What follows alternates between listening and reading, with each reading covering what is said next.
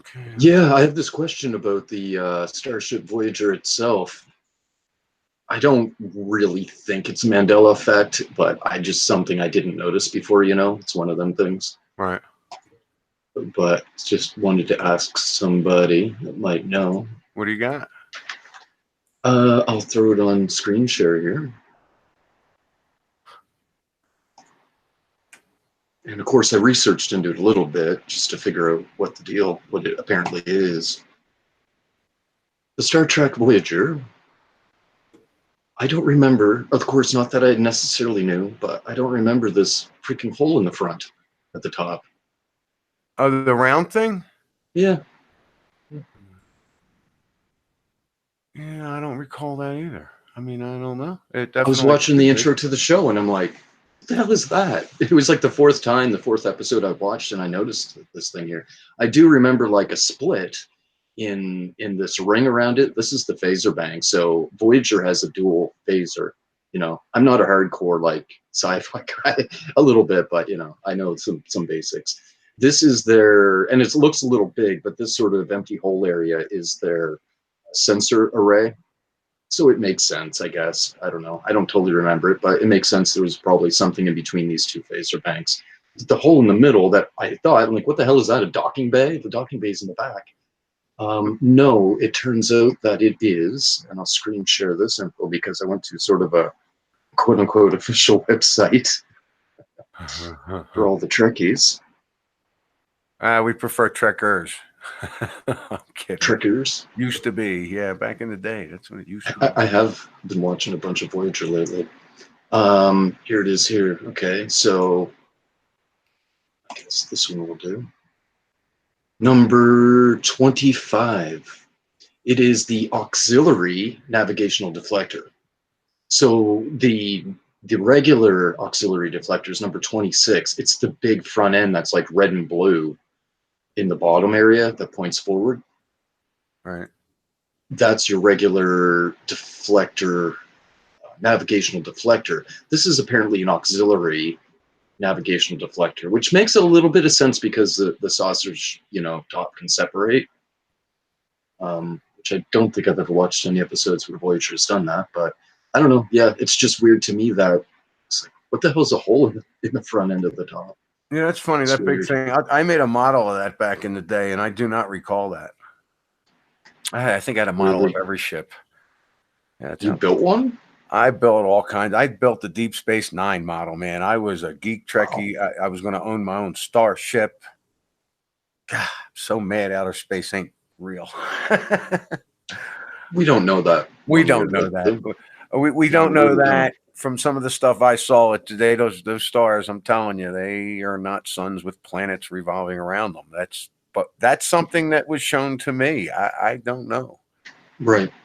And you could double back on that. Like you could double up on what you think could have, and you were wrong, could have happened a double time, right? You really got to question the questioning or anything, sadly. I mean, which leaves us in who the hell knows anything, right? I know I exist, and after that, I got to start questioning things. And you could be the only one here. I mean, I don't like the. That's another one. Like. That's my secondary. I'm pretty sure other people exist. That's my second step. Yeah, I believe other people exist before I believe the wall's there, right? But yeah. Anyway, what I'm saying basically, like you could have seen something that was totally real to your perception, but you could have been being deceived. I don't necessarily think that's the case. Absolutely. Honestly. Listen, D, that is one of the first things that crossed my mind. I don't know who's communicating with me. I don't know who that is or what it is. The only thing I came up with after those stars shooting out at me the way they did from all different directions, I came up with they're either intelligent beings or something behind them is controlling them that's an intelligent being. I had a friend of mine who I spoke with. He actually, I was working in the casinos. He was a player, and that the night before it happened, he was telling me that he was looking up some information that was talking about there's going to be a space war. And I said, well, isn't tonight the night they're also calling for meteor, like some kind of meteor shower? Because of course that's the first thing I thought. Except that these lights were coming all the way to my heart, from where the stars are, all the way to my heart, from all different directions. It still could have just been something I was perceiving. These lights could have been going everywhere. But nobody, it was midnight. Nobody else saw this stuff. Nobody else reported this stuff. You know, it was directed to me. And when I spoke with it, I said the wrong thing. I said, if this is for me, you'll stop when I get back, because I was going to run in the house to get the phone. I mean, and I didn't get the phone, ran back outside, and it was a normal night. That was bizarre. I you know, as much as, and it's funny because I keep saying it was midnight, but I can't remember whether it was light out or dark out, but they were stars coming at me. So it must have been dark, right? I mean, that's kind of strange too. That is strange. You're not even sure about that? That's weird. I'm sure that it was right before midnight on August 8th. It was in between August 8th and August 9th, right before midnight. I mean, right before midnight. And when I picture myself in the yard hiding the cigarette and staring at these things, I feel like it was daytime, or at least evening. Like when I picture back when that happened. Okay, so let me ask you, how about the time and events surrounding that situation? Like, do you remember waking up the next morning and thinking about it the day before? Do you remember going to sleep that night and thinking about it? Yes, I was. That was right around the time where I was delving into the Egyptian teachings. I was deep into flat Earth and the Mandela effect. Flat Earth was my biggest thing. I wanted to understand that. They weren't pulling me on board at that time, but I had nothing else to look at. A couple Mandela effect videos were out, whatever. I wasn't really getting pulled into that either. I was watching flat Earth and I wanted to understand it. And one of my biggest question was, well, if the Earth is flat, what's going on with the sun, the moon, and the stars? And I felt that that was my question, and those stars coming at me was my answer.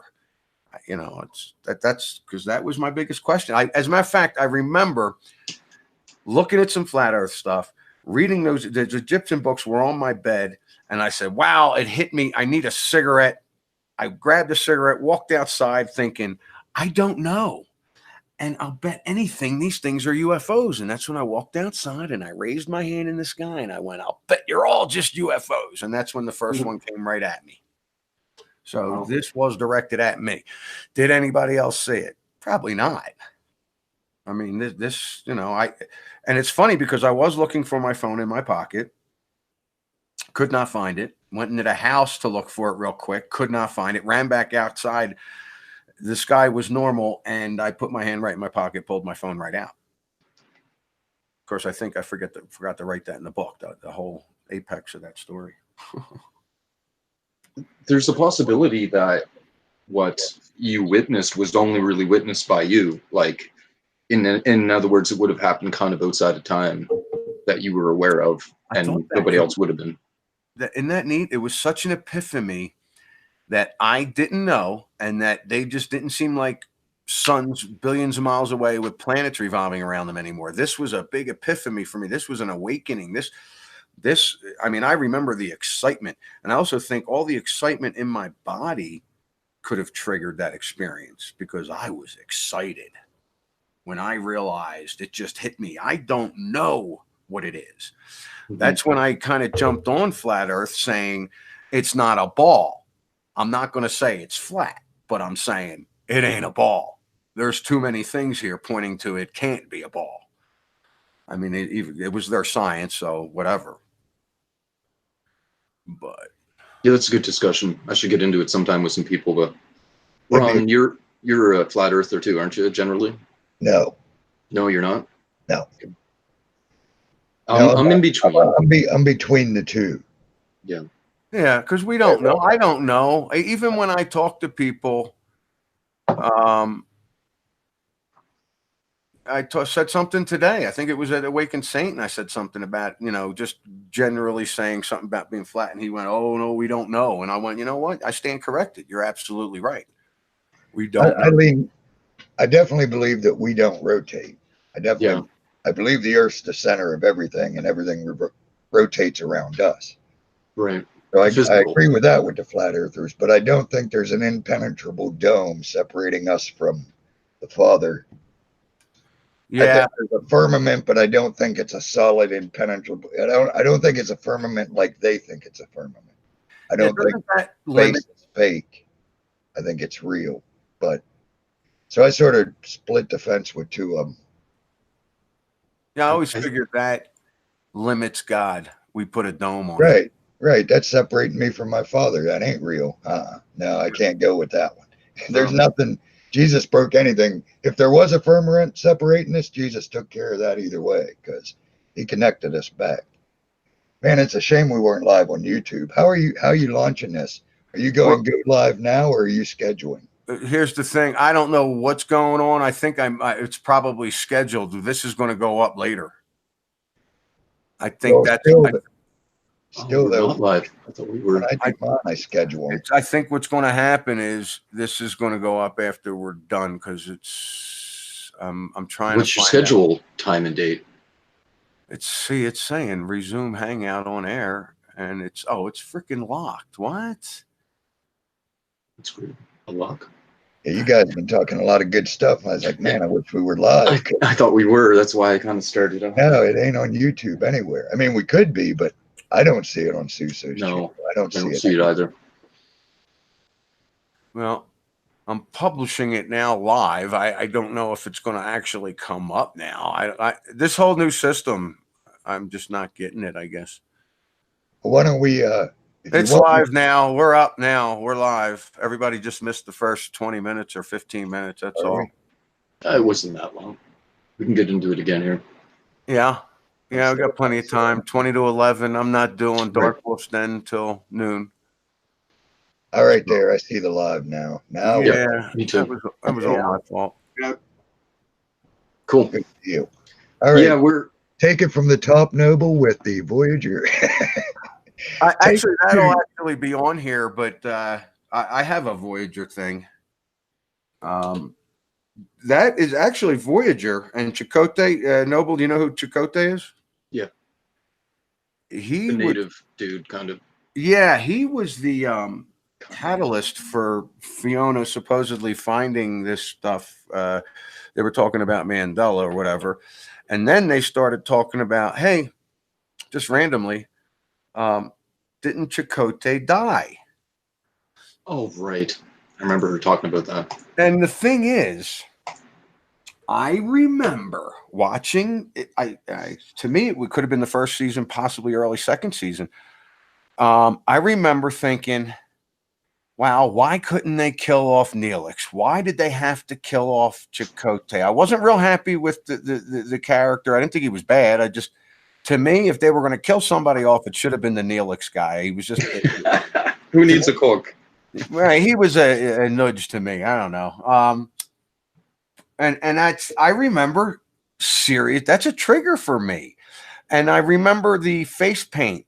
His face paint, the first time I saw it, I thought, wow, that's too much. That's too gaudy. It's too big. It covered a lot of his face. And then I noticed that got thinner. That wasn't as gaudy after I thought, hey, this is gaudy. That kind of thinned out.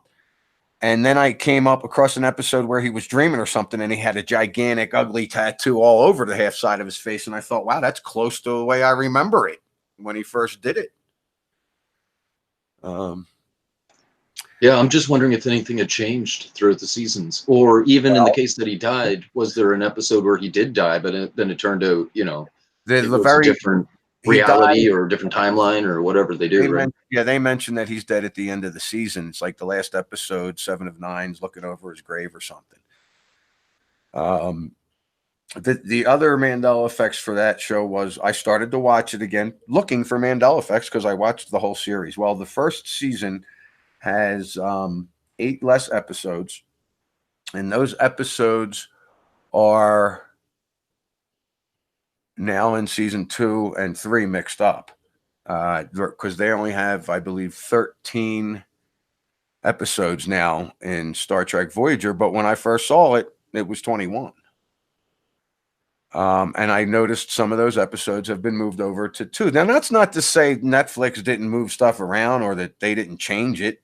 And I mean, I guess they could have. I You know remember. what? I think you're right. I got up some pictures of Chakotay here. I find it odd that there's only an outline to his tattoos. It's not filled in. You could share that, can you? Or do I have to? I'm screen sharing with you. You can put it up for the audience. Oh, I don't know. You're gonna make me mess up this whole thing. If you go to the screen that we're talking on and we see each other, I think you just use the little drop down arrow underneath my picture or at the top right corner of my picture of Chakotay. Present to everyone. There you go. All right. Yeah, see, that's the way I liked it, but I remember the first time I saw it, it came down further on his face. And it was on the side of his face, right? Yeah. And it was darker. There might have been a little more color. I thought it would have been filled in. I didn't know it was only an outline. Yeah, I remember it originally filled in, or at least somewhat. Yeah, well, here's season 1. Actually, that's another picture, season 1. Here's a picture, season 1, and it's not filled in. I know you guys might not be able to see that, but I can tell it's the same deal. I don't see any variations anywhere from different seasons or something. Yeah. Not much of variation anyway. Yeah, that was a big one for me. And with all the episodes, and there was an episode called Prototype. And that's when it just hit me. I was watching that stuff and I was like, wow, the acting is horrible. It was so much better, but it always seems like that now. You watch something the second time, you kind of pick up, wow, this is pretty bad. Or, wow, I can't believe I enjoyed that. At least that's what happens with me. Yeah, that's the old sci-fi. Yeah, not only was the acting brutal, but the camera angles were different. But then again, I'm thinking, well, you know what? I probably didn't watch this for 5 to 10 years. Mm-hmm. You know, I'm not going to, it could be a memory thing, you know. But that's, you know, the episodes were all mixed up. I remember the first season, they came out with it. They knew Voyager was going to be a success. They weren't going to just test it with a few episodes. Sure. I'll throw up the Voyager ship again. Oh yeah, since we weren't actually live for the first 20 minutes. Yeah, I was bringing into question this hole in the front. Like, I didn't really remember a hole in the front. That was weird to me. You were saying you did a model? Yeah, I made a model of the ship. I do not remember. Now, you're talking about the one in the center of the ship or down at the bottom? In the front? The furthest forward on the top front. Use your arrow. You mean in front of the ship, yeah? Or at the top? Yeah, right here. I mean, it almost looks like a docking bay from the front end. Okay, that I kind of recognize, not absolutely positive. It's that round thing on the top, right above the bridge that I'm looking at going, okay. I don't remember putting that up there. I don't know. All right. But, yeah. As I was pointing out, there is a reason for this hole. It's like the auxiliary navigational deflector array, which the main deflector array is underneath on the base part. So it makes sense. I might just not have noticed. I was just kind of bringing it up to you, who is a Trekkie, more so than I am probably. Yeah, Voyager. I gotta tell you, I break my own rule because I do miss it. You know, my biggest rule is you can't watch the stuff, man. You got to get away from the computer and go live life physically. I mean, you can't sit there and just stare at a screen. Go watch Halloween 3. I mean, that's what they did. They just stared at a screen. And they were taken over. I mean, that's to me. But this is a great way for us to communicate and you know, pass our ideas back and forth. I was talking with a guy last night, and I was telling him, you know, I don't like that. I enjoy doing this. I enjoy getting up here and do videos and telling people what I feel could be truth, or I enjoy searching for truth and helping out other people. I was telling this guy, look, you know, I need to go out there and experience. And he's like, you got to keep doing what you're doing. And I'm like, why? Because, well, human beings are the only species on the planet that you can have 150 people in a room, not know each other, and still work together. If you do that with animals or any other species, they're going to fight and wipe themselves out. Now, with humans, if they're all programmed, they'll probably fight and wipe themselves out. But you know, what he was saying was we communicate that even if this stuff's wrong, you're still bouncing stuff off other people, and that's important. And kind of got me into, yeah, okay, I guess I could still do them once in a while, or, you know, I don't know. So, oh, you know what I wanted to mention? The first show I was on with Awakened Saint, he brought up a geological, is that right? Is that the right word? Yep. Yep. So, a change that I noticed, and I'm saying, yeah, it definitely wasn't like that, because I remember checking out Yemen, and there's some changes around there, and the Aiden thing, and he says, you know, he watches, you know, your channel and a couple other channels once in a while to catch these changes, and he hasn't heard anybody talking about it. And when he popped it up, I'm looking at it going, yeah, because I remember looking at this couple of years ago when CERN was clicking their buttons, and everybody said, oh, at the same time something happened in that Aden area, that Yemen, and I was checking it out, and there was something supposedly big and dark underneath the water, and that's why I remember looking at that. I only got 5 hours, Brian. My cats woke me up at 5, so I didn't even get that. I might have got 4.5. Yemen and Oman. Yemen? Yeah. Let me bring up the titles here. So what was it? On the east coast of Africa. Yeah, right there. Kind of right. Man, it's different again. Yep. So a couple things I can mention about it, but what were you thinking? I just, that, see how it's the water is like an L? Because I don't know how. Generally, the entire Arab Peninsula, or Arabian Peninsula, yeah, it looks like an L right now. I thought that was kind of straight. I don't think the bottom part of the L thing was that big at all. I really thought it was more or less curved, but straighter down. More like just rectangle. Yeah. Yep. It was. And definitely, and then at the tip of this part that comes out more so than it used to. It might have used to come out a little bit. This here point has been migrating over and over and over towards Iran, I believe this is here. Yeah. And as it does, this here indent keeps getting further and further in. It's like it's pushing this way, but it'll never touch. It's I absolutely don't recall that. And that's what Awakened Saint brought to my attention. I'm like, yeah, I got to bring this up to Noble. That's what we're doing now. Wait, the African thing on the East Coast, how this whole area has just changed. Yeah. Country names. Here we go. Yeah, so what I can mention, yeah, there's that. I mean, this point just keeps coming pointier, and there was never really a point before that jotted out on its own at all. This indent into Iran, as I mentioned, is created and getting deeper as that point heads towards Iran, which is really weird. It's like they'll never actually touch. I think probably because there has to maintain a fairway through here, just simply because that's what we expect, you know, something along them lines. You know, you can't close off the Persian Gulf. That's crazy. That'll change history and everything we think, right? You can't. How could you ever have an invasion, a naval invasion of Kuwait? And I love that with the. That's a great argument for like Germany. Germany's got like a water front now, which I thought they were surrounded by land, and that had something to do with their wars. And why would they have done this if they have waterfront? Yeah, they did have a navy, like some naval ships, but they had a river to get out. Minimal. And I can't say 100% they never had any ocean, like, but yeah, I don't think they did. But if they did, it was only up in the Baltic Sea, a little bit in the Baltic Sea region. Yeah. There was definitely none to the, what they call it, have that listed as the North Sea or the part of the Atlantic. Definitely not.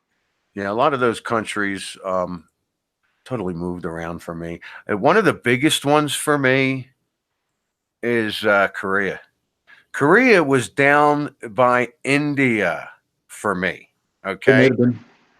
Yeah. Korea was down by India for me, and now it's up there by Japan and right next to Russia, and I'm just cracking up. I'm like, there's just no way. Get this. I pointed this out to Lone in a stream a couple weeks ago, maybe.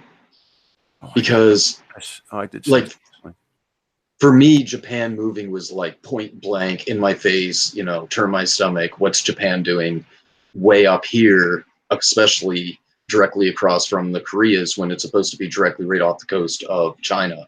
This I knew, like, without a doubt. Like, as well as I know the capital city of my own nation. Like, I'm just like, what is that? You know, I played so many games of, you know, Axis and Allies and Risk and everything. Like, Korea, like, yeah, Japan was directly off the coast of China. That was clear to me, huge. But anyway, so when I started investigating, people were claiming, okay, and you being a part of that, were saying, okay, North and South Korea came off the bottom southeast part of China. China would have been much bigger here on the east, obviously, as well, but it came off here, so it was sort of dropping down, just like India drops down and the Southeast Asian region drops down, you know, Vietnam and Laos and everything in Thailand. So I was like, at the beginning, I was like, I agreed, but honestly, I was drawing like a blank on it. I didn't really know, which is weird, really weird for me. Why am I drawing a bit of a blank on that? And then I was just sort of agreeing with people right off because it seemed right. And then the more I thought about it, I'm like, well, I don't know. I remember the cold breath coming out of the North Koreans. I remember them dressing heavy. I think it was actually a fair bit cooler than, you know, Japan and everything else. Now, there could be a mix of memories where, you know, almost like two sets of memories maybe that I'm intermixing and coming to a conclusion. Lone was pointing out how all this fits together here, as if you could push this back. Like a puzzle. It's like a puzzle piece, as if it could go back. And he's right. And it did more so than it does now. Initially, it really did fit. Like, this piece is a bit further out than this is deep now. But initially, like, it really did look like it was just tore out. It totally did. Just the same as he was pointing out with this piece of Russia fitting into here. That was a perfect fit 2 years ago. A perfect fit. It was mind-blowing. I spent a lot of time looking for evidence of things matching up, like rivers and whatnot. So I had, you know, and I ruled out North and South Korea being down here because I was talking to an Indian guy who I totally like made him realize just by asking where Japan was. He was like, no, it's down here, and North and South Korea is north of it. And then he found out the difference. He almost died. It's great peeping. So anyway, I have to consider that maybe I'm wrong, right? Maybe that's not correct. Maybe North and South Korea was down here. Maybe I have a bit of a mix of memories. And honestly, I was drawing a bit of a blank on it. So that makes sense that maybe I got a partial update on that, right? Or just enough to blank me out a bit. So, okay, so if I go with the assumption, the idea that North and South Korea was down here, this was together, consider this, I realized something else. Because China, I know, is totally... Pardon me? Said sounds like an exclusive. Go ahead. Well, it's something I just realized the other day as a possibility, and it's pretty far out there. Like, it takes a bit of an imagination and things that seem impossible. But now, as you know, we're years into this, we realize there's not much that's impossible. If China was a lot bigger on primarily the east side here, which it was, and you grew everything out, North and South Korea, basically, another thing that I knew right off the bat, this island never freaking existed. I never recognized this island. In fact, I didn't recognize this little dinky peninsula thing, but I was okay with saying maybe I didn't know. But what the hell is this island? I know China didn't have this big dominant looking, this thing didn't exist ever growing up. So what if these two things, this mini shrunk up peninsula and this island was North and South Korea? If you blow this up like a balloon, this could come out and be out here. Do you know what I'm saying? Yeah. Yeah, I really think it has potential. But now you get into things like, okay, well, what about all the people? What about all the cities, the buildings? How the hell did it all get up here? Don't ask me. Mandela effect, you know. F knows, man. But maybe anything could be possible, right? And I really see that as a probability now. Like, my goodness, that would make so much sense. It would make sense that this maybe was connected and it became disconnected because one was technically north and one was technically south, a different frame of mind of the people existing there. There was a separation, right? Totally different. North and South Koreans, totally different mind frame in this generation. And this got shrunk up much more because it was linked to the mainland that was shrinking like a mofo.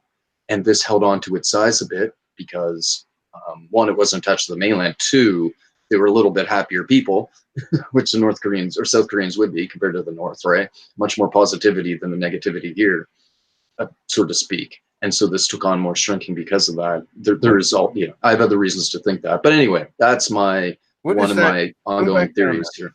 Go ahead and zoom back down there. China, it says China Sea, South China Sea. Go down. So this What is that right there? What is that black mark? Right to the left. They're islands. These are islands. And I don't know why it comes up so dark, but yeah, some atolls, and basically, I'm pretty sure they're just popping up. It makes no sense that there's atolls in this part of Asia. There was never atolls over here. Atolls were always sort of on the east side of everything. Now there's atolls coming up. I say coming up, but showing up at the very least. And there was some disputes about who, like a couple of years ago too, right? There was all this dispute in the South China Sea, and they were arguing over some of these islands and who was claiming them. So it's like, it's almost like reality is working with the changes partially. Yeah, it's really weird stuff. And there are a few islands around here that China has made. I don't know if it's within this clump or not, but they were pouring sand somewhere. No, it's not these. They're way too big. They were creating some island somewhere to try to confirm that, you know, this is the South China Sea, where they were pouring them.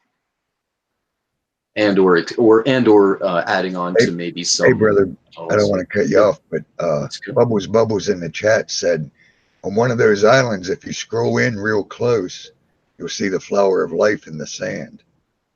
Ooh. That is, I believe, the Arabs here, the UAE. Maybe, I could be wrong. There's this one. This is a palm tree one. I'll look back over there. Maybe they could be right. I don't know about it. Like, this is the place. This, like, when you look at the size of these things, these were some of the biggest feats of building land in the world ever. And then there's this other stuff going on now, and people are trying to say, like, these barrier islands along the East Coast might be man-made, but there's no way that, you know, all the East Coast of the U.S. is man-made. That's crazy, which it is not officially, actually. Bubbles is saying it was the other islands. Yeah. She said if you scroll into the sand, you'll see the tree of life. I'm not sure exactly where. You have to scroll in real close. She's saying you have to scroll in real close. It's in the sand on the very end of one of the islands. I'd have to look around. Would it be like northeast, west, as we're facing it now? Not necessarily the real map, but I'm asking. This is set up pretty much north. I try to keep it somewhat north up. We got a good group in there too, by the way. Lots of people showing up. Great. Yeah, maybe you want to give him a quick shout out, Armor. Sure, why not? Go ahead. I walked right into that. I stole half his crew anyway. Just for yeah, that's cool. No, you guys are getting. Like I said, I always do the shout outs. It seems wherever I go, people seem to like. But yeah, awesome. All right, let me see. I'll do it. We'll wait and see. It's she said it's the one. It's like 111 something on the coordinates, she said. Okay, shout out. We got Floyd S just popped in the room. Wake Up News, Data Junkie, Wascally Wabbits hopping by, Bubbles, Busy Pop. Busy. Who else? Let me see. I know Awakened Saints here, Brian Stavely. Scrolling through the chat. Give me a moment, people. Data Junkie, I think we already got him. Bit of Venom. Her. Oh, her. Sorry. There's non-type name. Anyway, I never met. Yeah, her. And maybe, you know, who knows? It could be a Z. Oh. Not that you could be. Sorry, Data. I'm digging myself a hole. Never mind. We'll keep going. Jesus is Calling is here. Always awesome to see Jess. I think I got everyone. Yeah, we are. Go back to the bottom and make sure no one typed since I was scrolling up to the top. Yeah, they wanted to get in. Yeah. Nope. Looks like we got everyone. We are Dusty. Good group. Oh no, I didn't see Dusty. Dusty's here. Yep, there she is. I see her now. Brian Stavely. Yep, Brian. Yes, Stavely's here. We ought to get into the flat Earth just to trigger him. Brian's here. All right. Thanks for joining my 3-year anniversary, everybody. I'm sure you all know, I'll be on a few other shows as well, including my own. I guess I could throw the rest of the schedule out real quick. Noon, I'll be on Dark Wolf's Den channel. 2 o'clock, Michelle's Opinions. Now, Michelle's Opinions, we're going to do a call-in show. We're going to have people call in. I just found this out. She just emailed me. So I think that's pretty cool. We'll change it up a little bit, do different things, talk about, whoever the guest is on my channel, or if I go on their channel, I want to keep the subject to what they normally talk about. But this is the 3-year anniversary. After Michelle's Opinions at 2, it will be Photo Helix on my channel at 4. 8 o'clock, I'm on Unbiased and on the Fence. When I get off there, I'm going to go to Scarab's channel and troll his channel on chat. Just kidding, Danny. And then at the end of the night, I'm going to be doing Cowboy's channel for probably a quickie, as tired as I'll be. Well, we're going to have to start calling you Wesley Webbit today. You're hopping all over the place. Yeah, right. I didn't realize what I did to myself. Right now, I should be sitting in the hot springs. Yeah, that's right. Last night, I was on Brian Stavely's channel. I had a call in, probably a little bit more than a half hour. That was really a fun call, even though I was trying to put myself to sleep. I'm actually going to add that to this, what do you call it? Video? Well, I guess I'll have like a thing where I'll have 3-year anniversary videos, and then I'll just put that one included.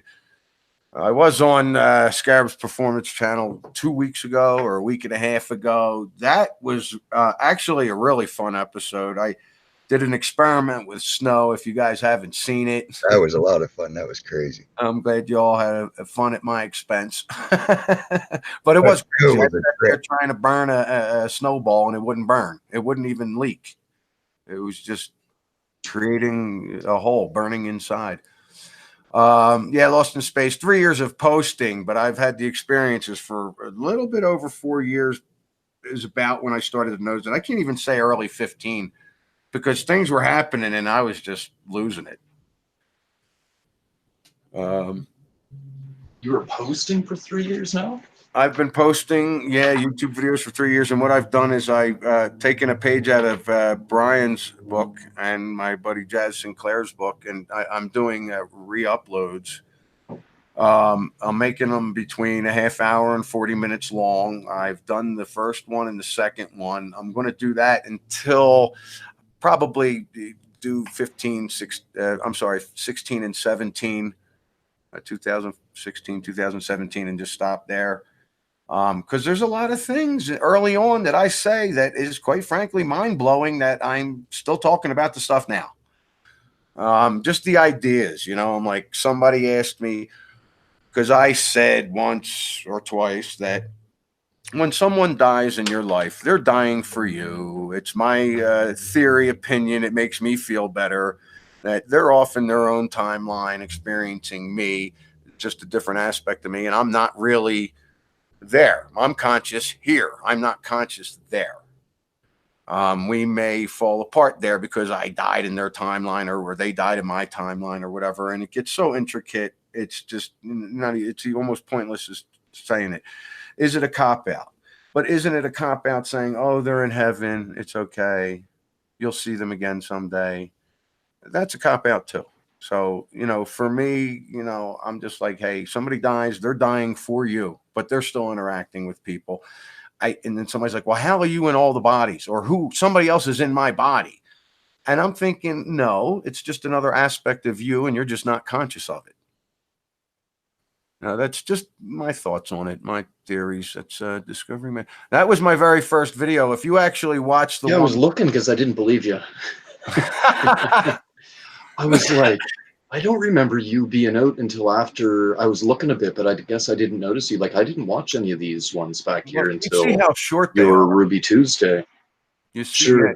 you see how short they are? Well, I put Didn't a watch bunch of them those. together, made them a half hour long. If you go back and I just put one out not 10 videos ago, it says re-upload 1 and re-upload 2. They're both out there now. That'll give you the first 20 episodes.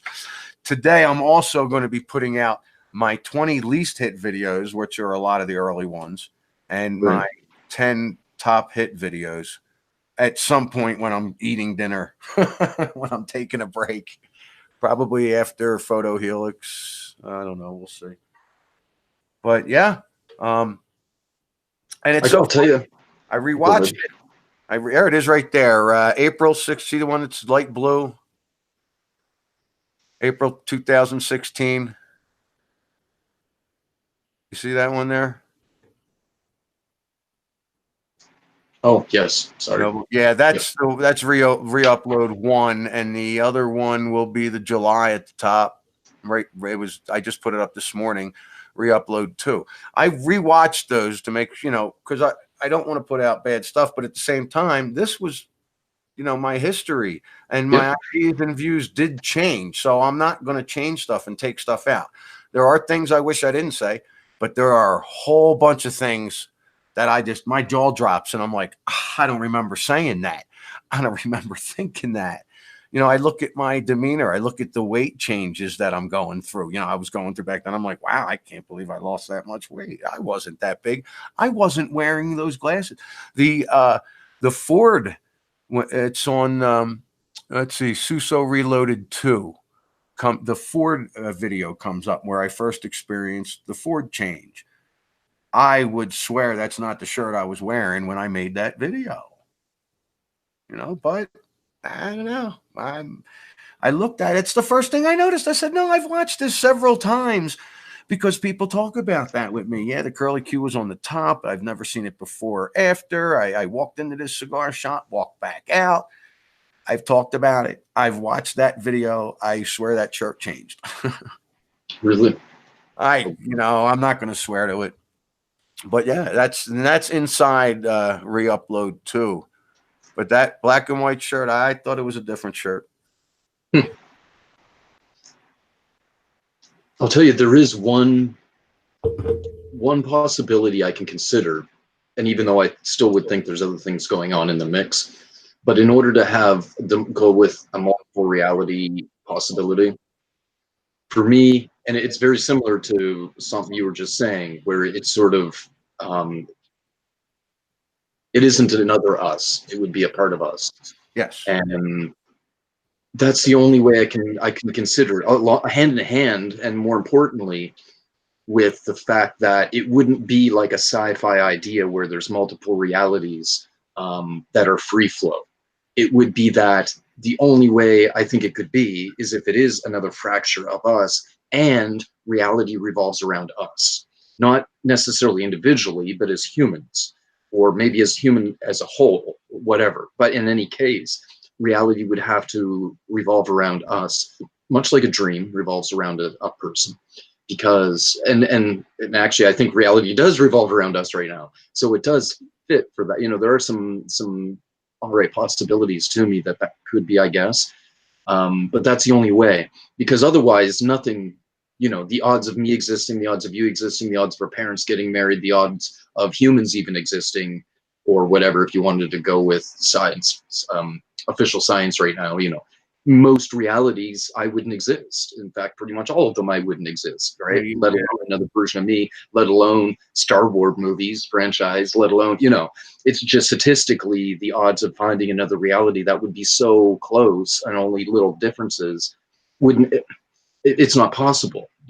Basically the odds are, if it was the sci-fi setup and realities were emergent, just everything would start disappearing, because in most realities none of this would exist. I know. But if it does revolve around our consciousness, then that holds a greater possibility. I absolutely agree with what you're saying, and I try and pull myself in that direction. But when I say infinite and quantum, that answers those questions. Except that we're not going to experience the infinite and quantum. We're only going to experience that little bubble. But here's the thing. I think you're saying the same thing Brian Staveley's saying here on chat. One reality. The effect is coming through us. like a frequency permeating through us. This is reality. We just don't understand it yet. I have no problem leaning in that direction. I try and entertain that because it's one of the things that I'm like, well, to me, like me and Armor were saying with the dome, to me, that limits God. You know, if it's just one or the other. Maybe it's just one or the other for us right now because we're in kindergarten, we're in school, we're learning. You know, it may just be the one reality. It's hard for me to, I don't want to say hard for me to entertain that. I just don't like it as much. You know, it's like for me to say it's quantum and infinite, even though we can only experience a small portion of the quantum and infinite, makes me feel better. That's going to keep me sane. But nothing is off the table. That it's one reality, and that God is sending us clues and messages to help wake us up. Love that too. I've just, and this isn't like a new age thing that I picked up in the 90s or anything. I just always believed or felt more. I don't know about belief because I don't even know what my beliefs are anymore, but that we are multidimensional beings on a spiritual level. To me, that doesn't limit God. But physically, this could be one reality. And we all could be right. I mean, you know, it's I love the quantum. Oh, give it to me, Noble. The quantum. Quantum The unknown. Quantum entanglement. There you go, Armor. Thank you. Because Yes. I didn't understand that until you actually brought it up, and I always thought it was the same exact thing I was saying, but it's not. I mean, one might be involved in the other. Quantum entanglement is, I think if I was to generalize it from the way I understand it, there are, you know, certain experiments and things I could point out, but generally I think it's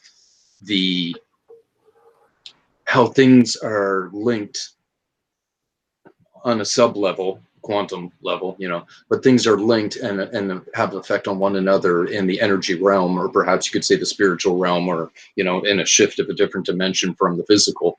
But everything, but basically that means everything is linked, because everything was touching or near something that's close or near touching something at one point in time as well. So that means all of physical reality would have to be interlinked. And of course, the closer and the more contact that one particle or bundle of energy had with another in the past, it would be more quantumly entangled.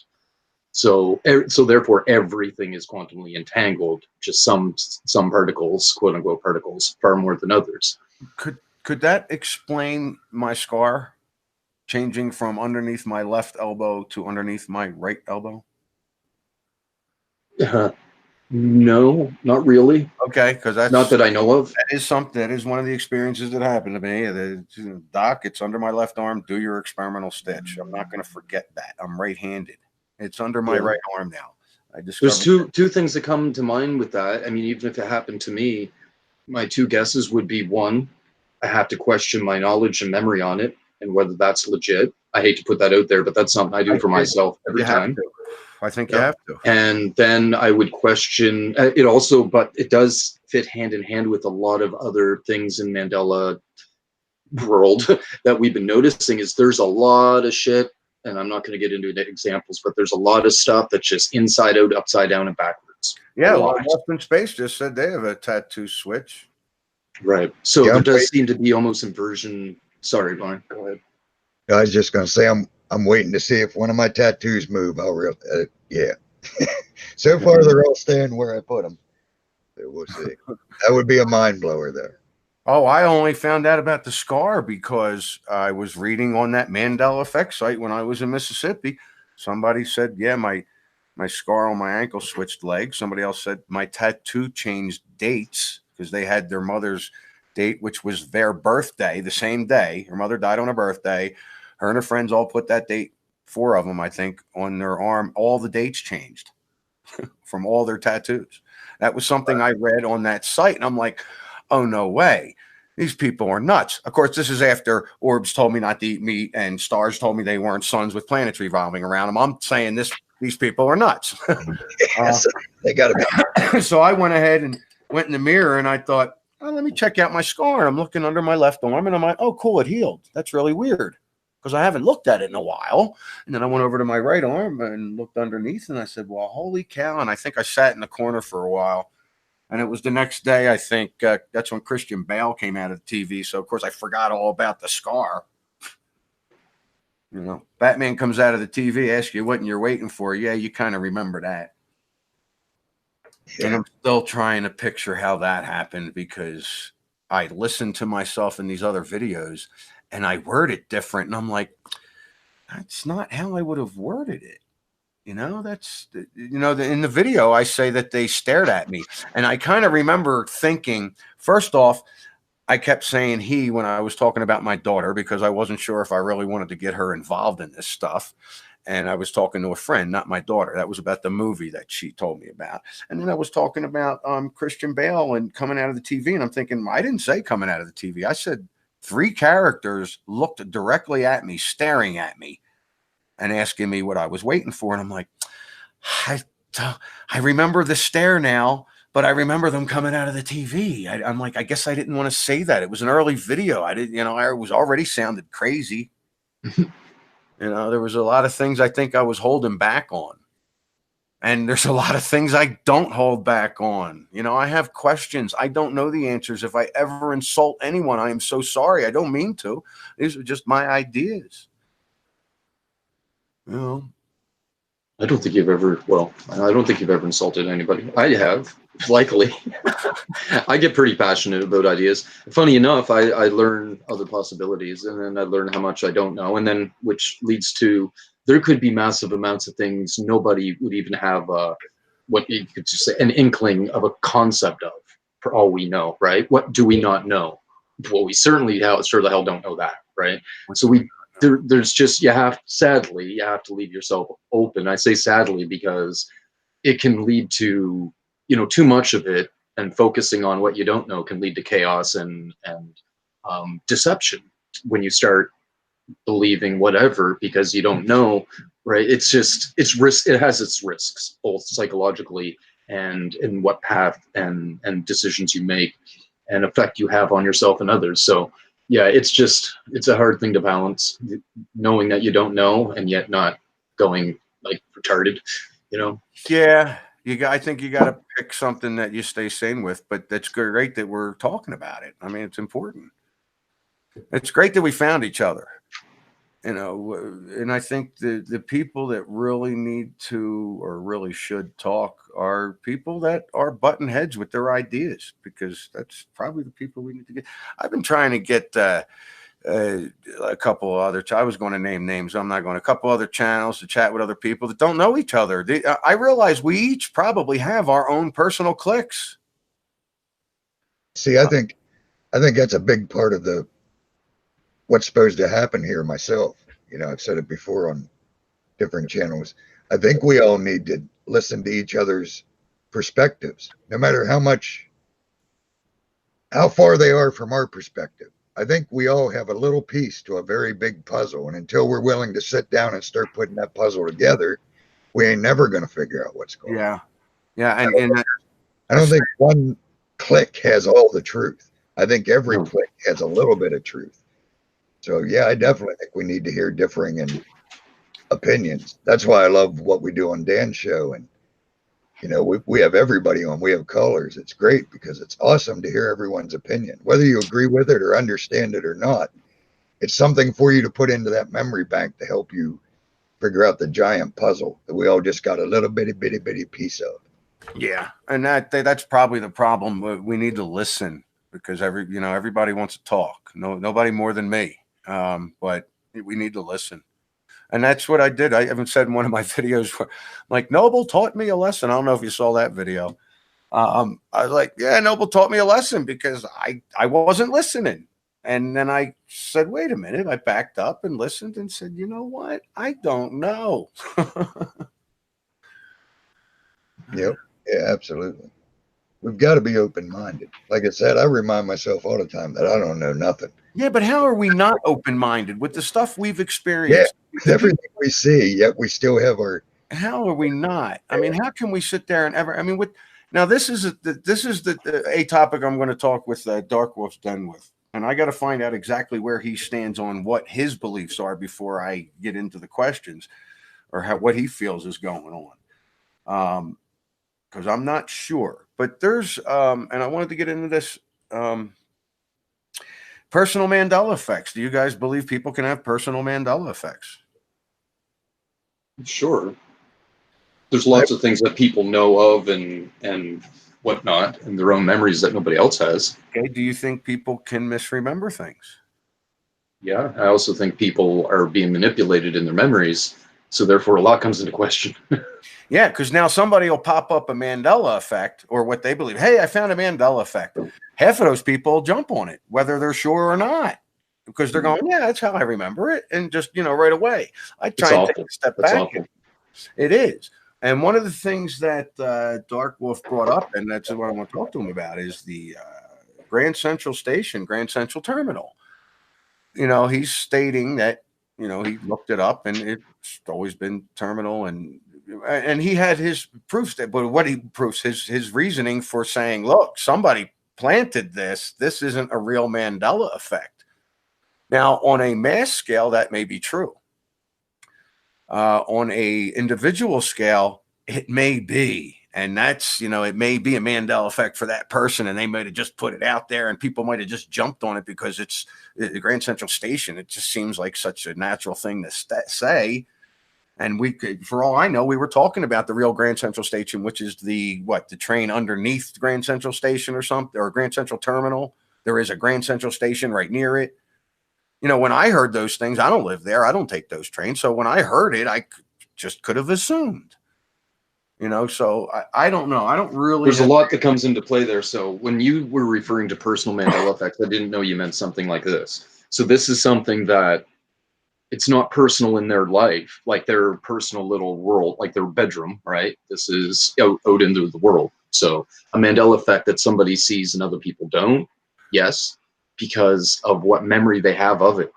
And whether that be because they received an update or they were whatever, they don't remember it the old way, whatever possibilities. Yeah. But I think, so in that case, I don't really think, like I basically think everybody somewhere in their psyche or their spirit, they do have the old memory, but it's been it's overwhelmed by a newer memory or a fictional implanted memory-ish, for lack of a better term. I won't get into that, but something else. So no, they don't see it, but it would be a Mandela effect to everybody if they could remember. So in that case, I don't really think there's that type of personal Mandela effects. No, I really don't. So I'm actually thinking in the same way, where the terminal station thing could just be a mistake. Well, when I looked into it, and of course, what am I looking into? Current information. But when I looked into it, it's saying that the only thing that was station is the post office, not the station. So to me, I mean, basically when I started to research into it, because I didn't really, I don't know, I don't want to say I didn't agree with it at first, but I was like, I thought, I assume there's a mistake, essentially. Right. And so I started looking into it. I'm like, no, this is actually looking quite a bit like a Mandela effect. So I think it is, certainly that's the term everybody used. And right now, according to history, that building was not called station, that the post office used to be way the hell back, I think the early 1900s. And that for some reason, people just took that name on for, the main terminal now. But why would I remember that? I wasn't living back then. Why would you remember what? Station. Do you think it just grew? It just people just. Oh, it was. What the history I'm explaining to you is probably bullshit. A bullshit excuse, right? I see. The updated scenario that makes everything normalized in a sense. That's kind of the same with me with the yield sign. And I only say that because when I looked that up, look, it was yellow in 1972. Now, I just think it's weird that it was yellow for 1 year. I don't know. I don't remember. Look, I think I did. It was around before that, and it was red before that. I mean, is that kind of the same thing? I mean, is it? I was too young back then. I know everybody remembers. Well, not everybody, but a lot of people remember yellow. Why? I've seen it. So, Yeah. you know. I'm not really strong with that one. You know, I know the yellow diamonds is warning You signs typically, you know, people working or whatever. But it's a Canadians, diamond, not the you guys triangle. up there, you guys don't yield. You just go, right? No, you yield. There might be an issue with the upside down and right side up as well. Oh, The it's funny triangle. that the last video I just put out in the interview, the guy said to me, I told him, I said, it's an upside down red triangle. And he said, what denotes upside down? Because to me, that looks upside right.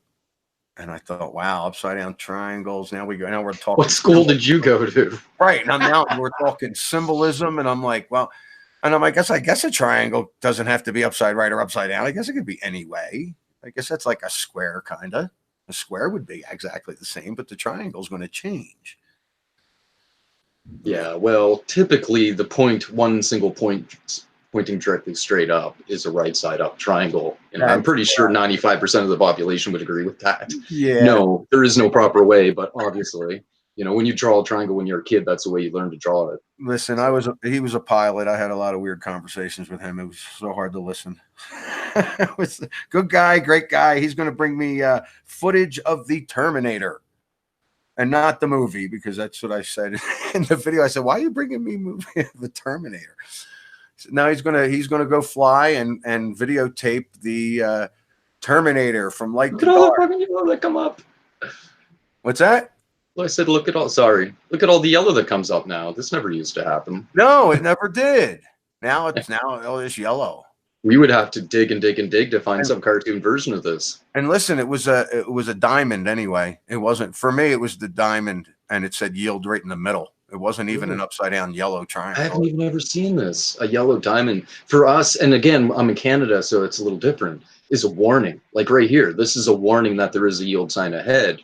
So officially, and of course, I'm not as old as you either, and I'm in a different country, but the yellow square, like the diamond square, has always been, I learned it as a warning sign, which could be many different things. Workers ahead or whatever, you know, sharp turn ahead.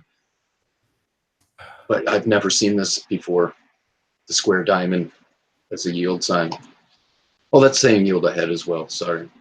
Yeah. Anyway, weird stuff, man. We have right side up, upside down. We have everything. Susa, what have you done to this reality? I know. Sometimes you think I'm kidding. You've mixed us all up, dude. Sometimes Mr. Mandela effect does get personal. I've heard other people say it, and sometimes it happens. I think you put this out here and screwed us all up. I was thinking we should all just start typing in Google flying tomatoes and see what happens in a month, how many pictures we get of flying tomatoes. I mean, I know it sounds silly, but wouldn't that be something interesting? Because no, these yellows. It wouldn't prove anything. It would suggest certain possibilities, because right now I'm pretty sure that there's some serious AI algorithms and or entities in the mix of that. So they would be more than happy to play that game. Right. So I don't think it would prove a lot, but it could suggest certain things. Sure. I mean, if pictures of flying tomatoes started popping up, like there was some kind of manned animal vegetable, like we've always had flying tomatoes. What are you talking about?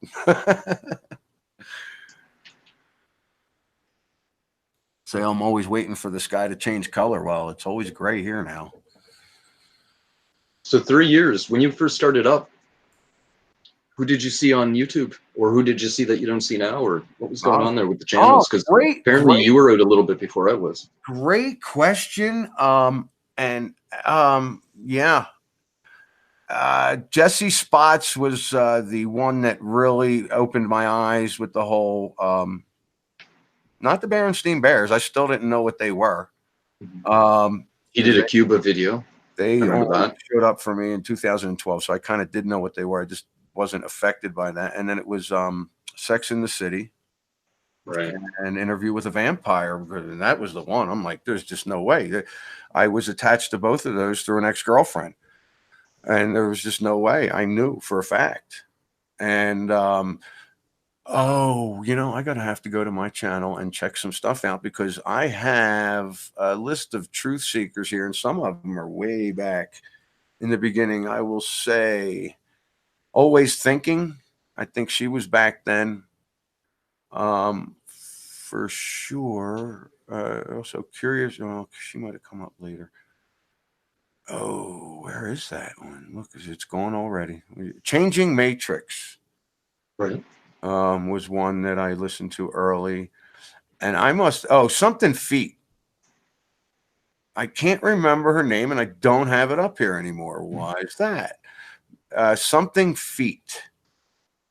Oh, what is it? She was one of them that she hasn't really posted. I think she put one video up maybe last month, but nothing a year or two since then.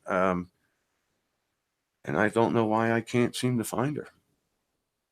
She was a channel I started out with, and I've moved some of these around, so I don't know. I know Curiouser and Curiouser came in a little later.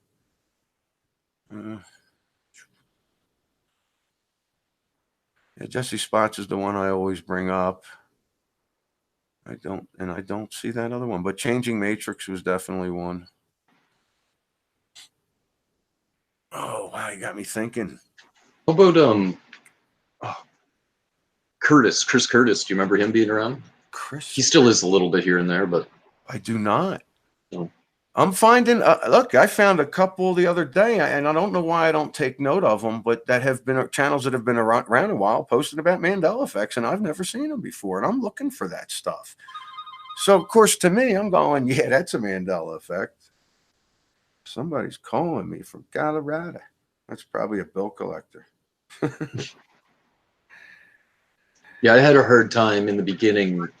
Like, I was full-fledged conspiracy theorist, so I didn't trust nobody. The world just went sideways, and I had trying to figure out what was going on.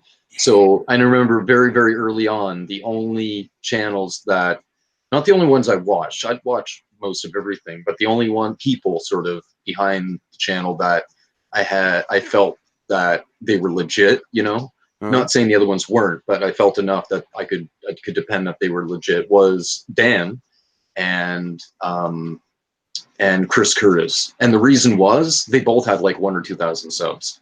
So Moneybags was there, but I just glanced. I'm like, he had over 10,000 subs at the time, not by much, maybe 11 or 12,000. And I was just like, that was just my, see, that's the thing. My conspiracy mind. I didn't trust anybody with numbers. Why? Just let's not bother right now. You realize, right? Moneybags had a channel going strong. Right. About money, so he already had 20 subscribers or 20,000 subscribers or whatever it was. He had 10. Oh, is that what it was? I think it was. I just looked at it the other day. He had 10,000 at the time. Yeah. Okay. And maybe it was 20. Where it goes up that again. I like the whole voting video thing. I think that's a nice way to present this, especially to newer people. That gets them thinking, scratching their heads. I also found a couple other channels that are doing research on the globe and mud floods that I've never heard of before. And the UAP channel, I don't know if that's accurate or not. But I love listening to Chick. She's on SMQAI. I like listening to her. I like her views. I don't agree with everything she says. She doesn't agree with everything I say. But, it's we love chatting back and forth. I love listening to her. I love listening to a lot of people. Mm-hmm.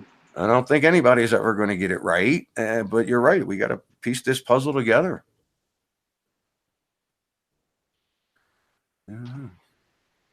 Yeah, I guess at this time, 3 years ago, Moneybags was just under 10. When I found out about Mandela Effect, which was late September, he had 15K. When I would have first seen him. Well, I'm sitting around 1,600, and I'd like to stay about there. I don't need to be big. If people are drawn to my channel and they can pick up information and gather some of their own ideas, I think that's great. I don't want them to be the same. If everything was the same, we'd really be in trouble. Mm-hmm. But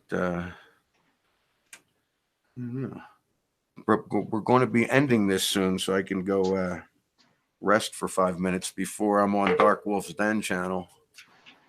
Yeah, you got to keep your marathon going. Yeah, I know. I expect to see everybody jumping over there. That should be a fun conversation. And then I get to do. I'm excited about Michelle's opinions because she emailed me, said we're going to do a call-in show. Like, cool. Yeah, that should be fun. I did an interview with Michelle. She's a pretty good interviewer. I had a lot of fun when I was over there. Yeah. This is so far turning out to be a fun day, not a complete jumble of electronic bullcrap. I can't believe I didn't. I just with this new system YouTube's got. That's all my problem is.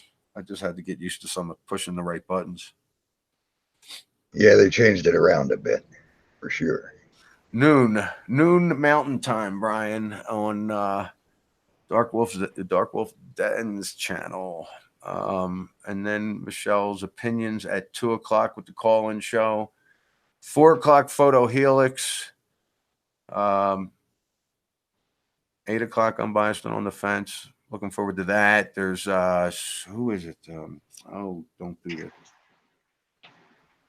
Oh, you know, don't mention stuff you're not going to remember. All right, let's see where we go. You on Mandela Monday tonight? I am not. I no. might sneak in. I know my plan was to just go troll the chat room until I got on Cowboy's show. Because I don't know how long Shane's Unbiased and on the Fence is going to go. What is her name? Her name is Overprotected, is also going to be on the show with me on Unbiased and on the Fence. And I have a feeling we're going to be discussing some symbolism with that frog thing. Now, I looked at the videos they sent me, and I get what it is. I mean, to me, it's just like playing a video game. This is this meme that came out with this frog that has all this evil satanic symbolism behind it, and everybody's jumping on it. Yeah. And it's being thrown all over the place. And that's how I see that. That's how I take that. I don't know, though. I figure they're going to teach me about that. Teacher. Who taught them, and how do they trust them? You know what? Yeah, and there's somebody else called like Froggy Channel and stuff, and I'm like, I don't know what to think, but I'm still going to take all this. Yeah, well, Brian Stone, I don't know if you noticed, but I'm a bit new agey, according to Scarab Performance. You know, he whacks me in that crowd. Something very obvious to me. Whether you want to say, you know, different ideas or religions or whatever, all that aside, for me, even still, and the Mandela effect has only enforced it. But of course, I was brought up generally with certain ideas, which is a bit more Christianish background or ideas. But to me, like anything that is used or relied on or depended upon that is physical or visually physical, like any idol, any object, anything, it doesn't matter. It could be any symbolism, it could be herbs for healing you, any of it, anything that you depend on, you're limiting yourself, or you're I guess you could say limiting yourself or something. Maybe even deception could be in the mix of that, but none of it's necessary. As spiritual beings, as our souls or our main spirit, the physical, we don't need to rely on it. We shouldn't depend on it. We shouldn't lock ourselves down or assume something is needed or assume something's going to have a certain effect. It can be used. Things can be used for a tool, but I'm telling you right now, you don't need that tool. And if you start using that tool, you are limiting your future. And you could be getting deceived in the process. But I think you being limited for all eternity, maybe not all eternity, but you know, a lot more of eternity, is part of the deception. It is that you need, in order to do magic, you need a magic wand. Why? Why the hell do you need a wand? You know, right. And maybe that's not the best example, but that's just a very simplistic concept, right? In order to make these spirits away, you burn some sage. Well, you know what? That probably works. Do you need to do it? No. Do it yourself. You have all the power and energy of reality within you. We come from God. We come from the Creator that created all of this. Maybe people don't agree with that, but we are energy and everything else is energy. Maybe they can agree with that. And we can have an impact on that energy. Why do we need any material objects or material symbolism? to accomplish anything. We shouldn't, and we shouldn't Yeah, use why? it. And if we do, we're limiting our future. Yeah, why do they put all that energy behind the symbols? Because they don't have the energy the way we have it. Would that make sense? Possible? No. Well, they do have the energy, but they don't know how to use it. They're still, like Noble's saying, and that's awesome. Well said, Noble. They're limited themselves by the symbols, basically. They're stuck to doing it a certain way.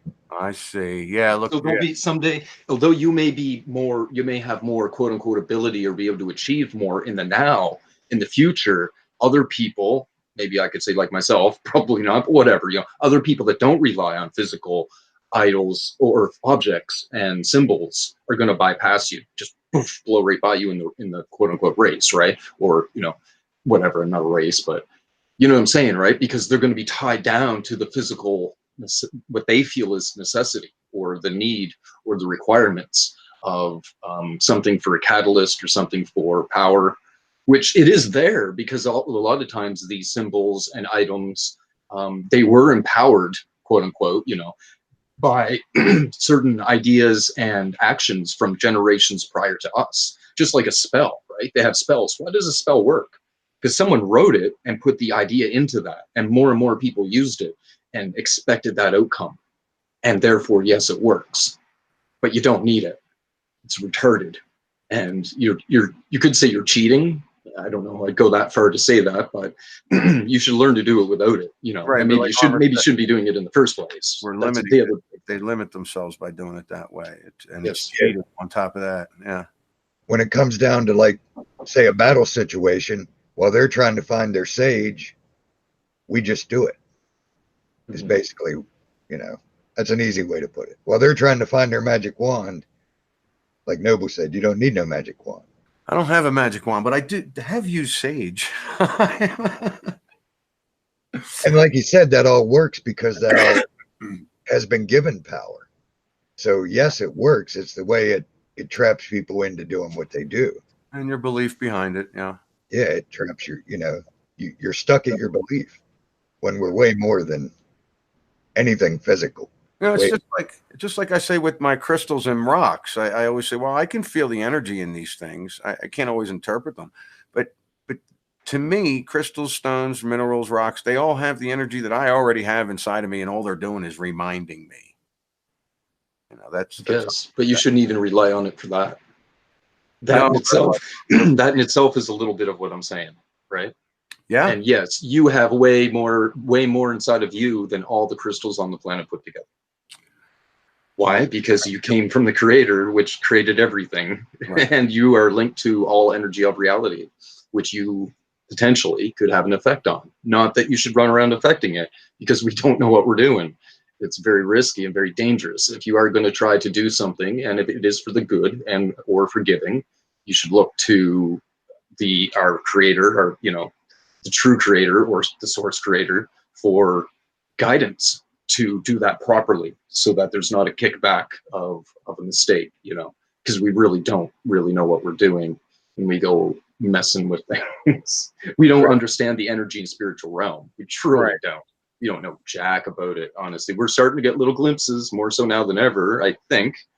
Although at one time, I think there was a lot of, I shouldn't say I really think, I think potentially the world was much more of a magical place. People did see and get more, not that they were in a position to be doing more properly, but the world could have been just like Lord of the Rings crap going on, all these different figures, all this different magical-ish, quote unquote, magical stuff.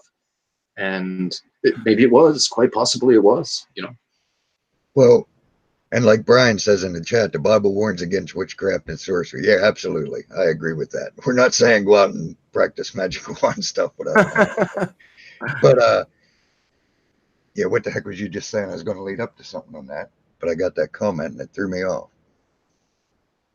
All right, carry on. I don't know. There is a difference between magic, sorcery, and quote unquote a miracle, right? So, and prayer, an effect from prayer. So where does the difference lay? What is the difference? To me, the difference is, one, you're going, and any outcome that you're looking for, requesting, trying to create, maybe manifest, is if you do it with God or the creator as with guidance, then it's going to be done in a safe way. Anything else is potentially risky and will likely bring harm to somebody or something else in reality. And most of the time there's a difference of giving and taking. If you're giving, it's a lot safer than you take. Doesn't matter. You're screwing something. The only way you can take is if something else is losing. And that's, I really believe that's a part of the energy, spiritual reality we exist in. And almost all of witchcraft, a lot of stuff, even within a lot of the New Age realm, you're doing things because you want to get. If you're getting, you're taking.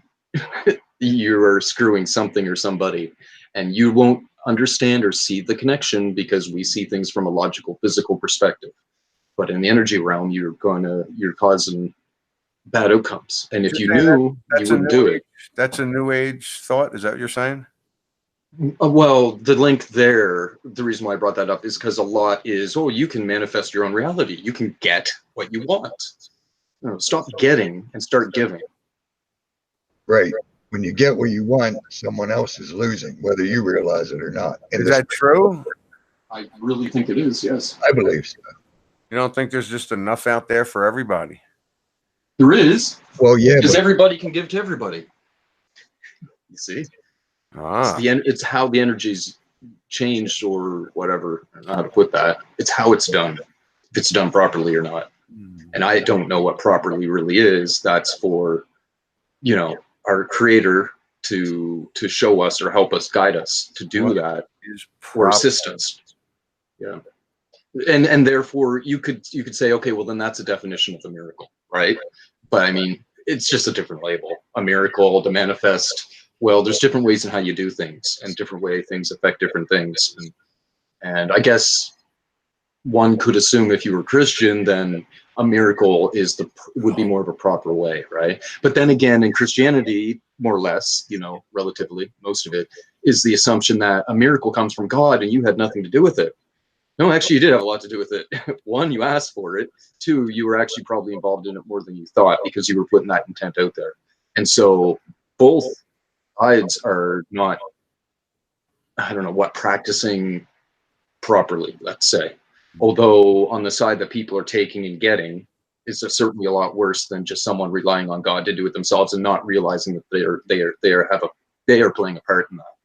I mean, and that's easy one to argue with Christians because there's laying of hands for healing. There's even anointed oil, which I don't even think is necessary, but that's done biblically. There's all kinds of stuff that is done biblically where that person was involved in having a change. It wasn't just God on his own. You ask and stand back. No, actually, they were involved quite often.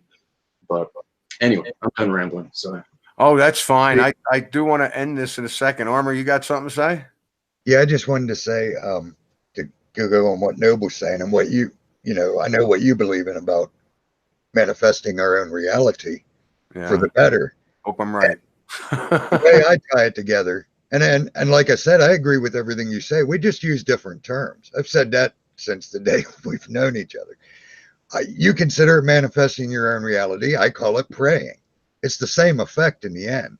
Yeah. And that's what I try to teach people is we don't even pray the right way. The ones that call ourselves Christians, we're supposed to be praying for others, not for ourselves. Same way with manifesting your own reality. Manifest someone else's reality for the better, not your own. That's basically tying what you and Noble, and what Noble's saying all together. In my mind, that's how, I don't pray for myself. I know the Father is going to provide for me. I pray for others. So if I was to say, in your terms, I don't manifest reality for myself, I know it'll be taken care of by the Creator. I manifest reality for others. Ooh. That's basically the way I look at it. I like that. Listen, Armor, Noble, thank you very much for joining my 3-year anniversary on YouTube. Dude, thanks so much for having me on. It's an honor. Yeah. I love coming on the Suits channel. You know that. We got to do this more often. I know. I keep wanting to get off. I think what I may do is just open up a link once a week and just invite a bunch of people and see what happens. That'd be awesome. You might want to check, see who's in there. There might be somebody in there you not want to talk to. I don't know. Because I'm to talk to everyone. Bruce. I'm Some of them don't want to talk to me, but I'm willing to talk to everybody. I'm going to try and do some big channels, and I don't expect them to show up. Maybe they will one day if we're all talking about their subject. Maybe they'll pop in. You know, these people don't really know me, and I'm going to send them links. I mean, whatever. We'll see. All right.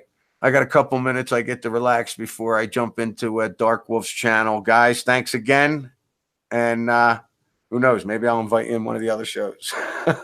Yeah, I'm definitely going to try to drag you into Mandela Monday if I see you around. So, okay, do it. That'd be great. All right, keep an eye on your hangouts. All right, man. Thanks a lot. Bye, everybody. Thanks for showing up. See you on Dark Wolves.